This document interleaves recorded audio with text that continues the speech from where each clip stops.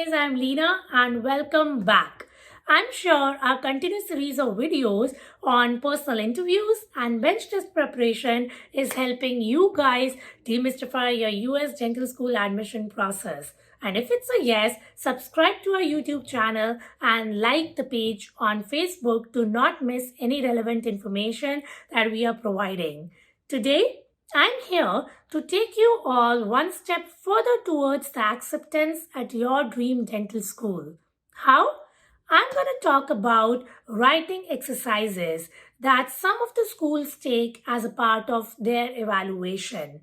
So, by now, I'm sure we are all aware of five essential components towards our acceptance: CAPIT application, personal interviews, bench test or dexterity test, and I'm sure you guys are working really hard on these three aspects.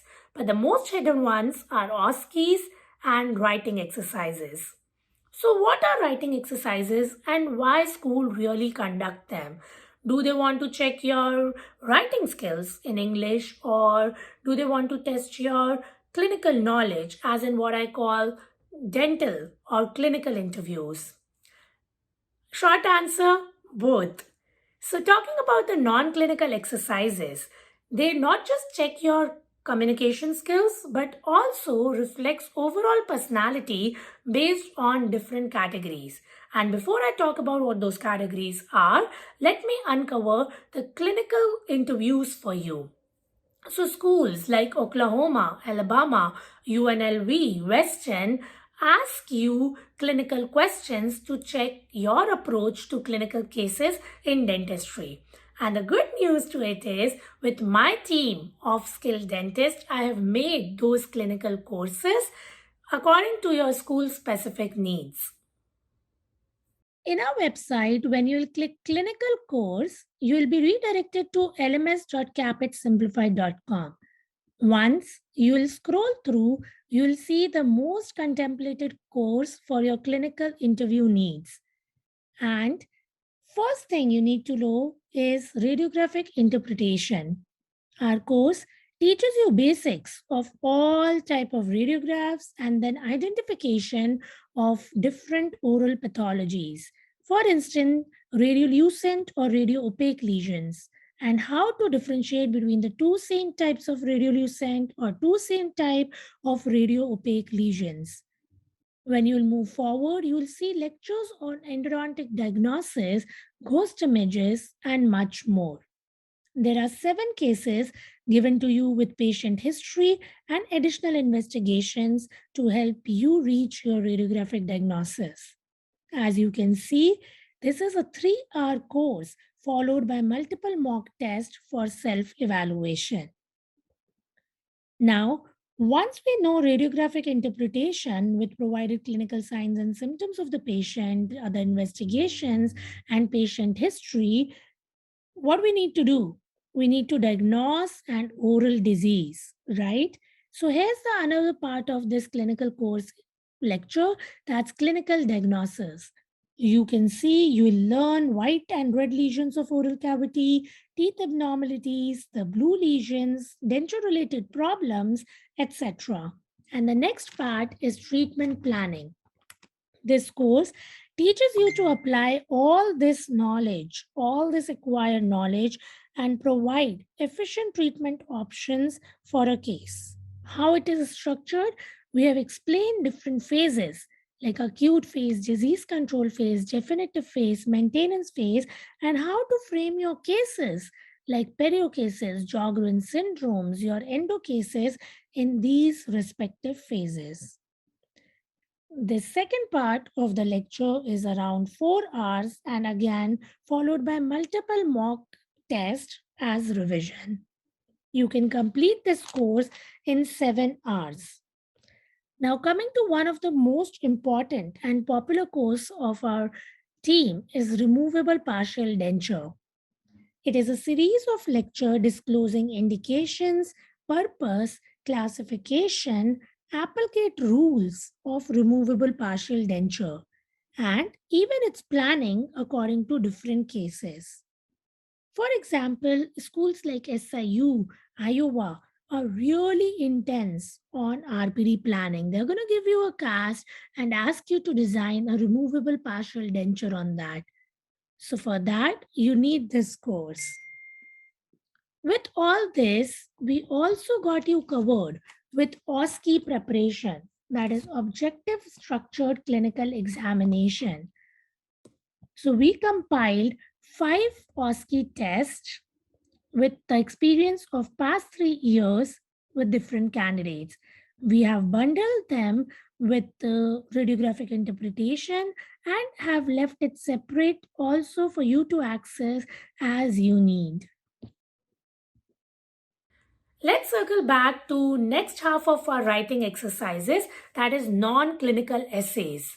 So schools like UPenn, then UCSF, NYU, then Colorado, Pacific ask you those type of essays. And for your ease, I divide them into 3 categories: behavioral, critical thinking, and situational or ethical questions. Let's dig deeper down into all these categories individually. So, our first part is behavioral. The school asks those questions to check your personality, as in, what makes Lena Lena? For example, they can ask you, how will you manage the stress of international dentist program? Or have you ever faced challenging situation? What did you do?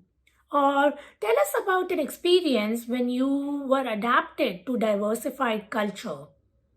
These are like easygoing and conversational thing. You can easily tackle these type of writing exercises through our behavioral coaching. So let's move forward to second category, that is critical thinking questions. The school asks you those questions to judge your personality in action and reaction. What do I mean? So these are curveball questions, guys. The best way to deal these type of questions are to bring in your past stories and memories from your life and anchor it so that you can frame those 1000 character limit or 500 character limit answers.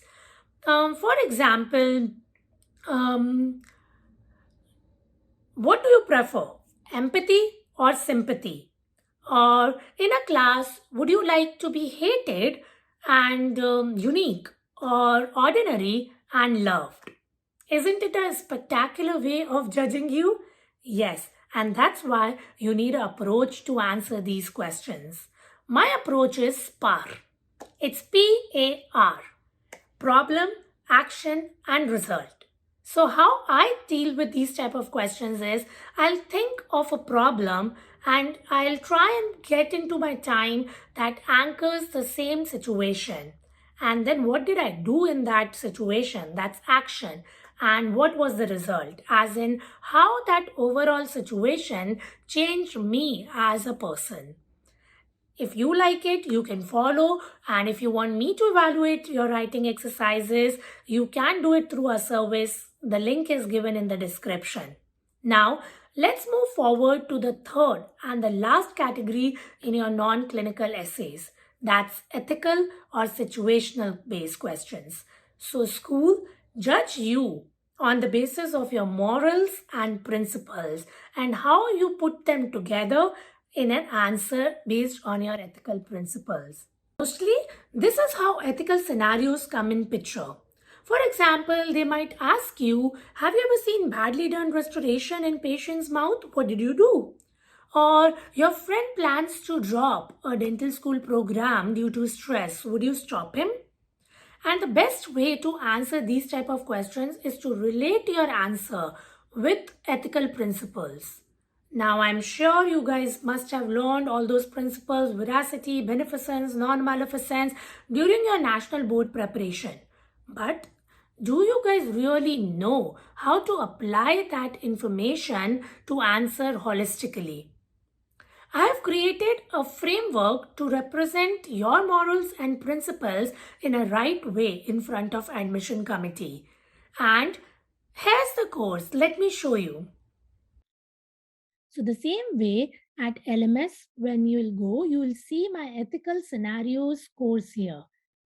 It is a 2.5 hour course that you can take at your pace and comfort. I believe there is nothing better than getting better.